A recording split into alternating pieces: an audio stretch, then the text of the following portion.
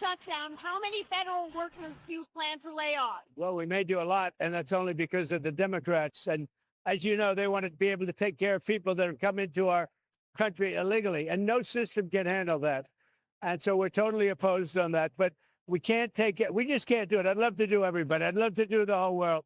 But our country can't handle people that come into our country illegally. And they want to give them full health care benefits. They want to open the wall again. Can you believe it? I can't even believe it. They want to open the wall. They haven't taken away boys playing in women's sports. They haven't done that. Men playing in women's sports.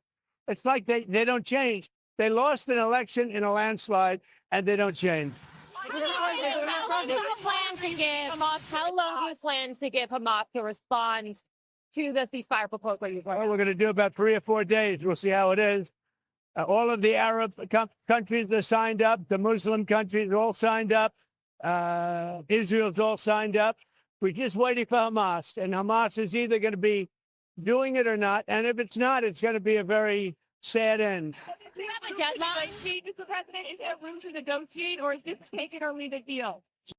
Is there room to negotiate with Hamas? Or is there's not much. You know, with Hamas, we want very simple. We want the hostages back immediately.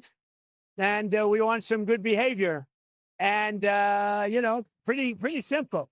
You don't get simpler. Think of it. We've signed every country in the Middle East. This is like an impossible thing. Never been done before. This is more than Gaza. Gaza was big stuff. But Gaza is a piece of it. And if they reject the deal, you said that Israel has your backing to do whatever they need to do. What do you envision that? I'll let them go and do what they have to do. They can do it pretty easily. I would let them go and do what they have to do. You know, we've killed about 25,000 Hamas. So certainly they paid a big price for October 7th. And this is a whole new group. You know, they come in and they come in, they keep coming.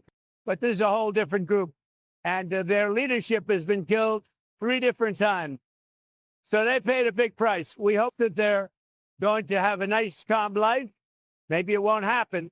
But if it does, it'll be one of the greatest things ever to happen. We'll have actual peace in the Middle East. Are you preparing to take strike against drug gangs in Venezuela, sir? And we'll see what happens with Venezuela. Venezuela has been very dangerous with drugs and with other things. And they've been very, very dangerous. So we'll see what happens with Venezuela. We had a lot of drugs coming into the water. We call it water drugs. It's a simple term. We don't have any boats on the water. There are no boats. There are no fishing boats. There are no anything. So we hit a number of boats. You probably saw that. And since we did that, we have absolutely no drugs coming into our country via water because it was lethal. And now we'll look at cartels. We're going to look very seriously at cartels coming by land. What do you plan to tell the Department of War in its address? Why gather all the generals in one place for a speech? Well, this is only an esprit de corps. You know what esprit de corps is? This is only a spirit. We're going to be talking to him. Pete Hegseth is talking right now. I'm going to have to leave because I have to talk to him. But these are our generals, our admirals, our leaders. And it's a good thing. A thing like this has never been done before because they came from all over the world. And there's a little bit of expense, not much, but there's a little expense to that. We don't like to waste it. We'd rather spend it on bullets than rockets, frankly. But this was the one time we had to do a great spiritizing. It's going to be great. I've seen it already. We have every general, every admiral. We have great people. We have our real warriors over there. And when they're not good, when we don't think they're our warriors, you know what happened? We say, you're fired, get out. We had some real bad ones last time. You know, I rebuilt the military, the entire military.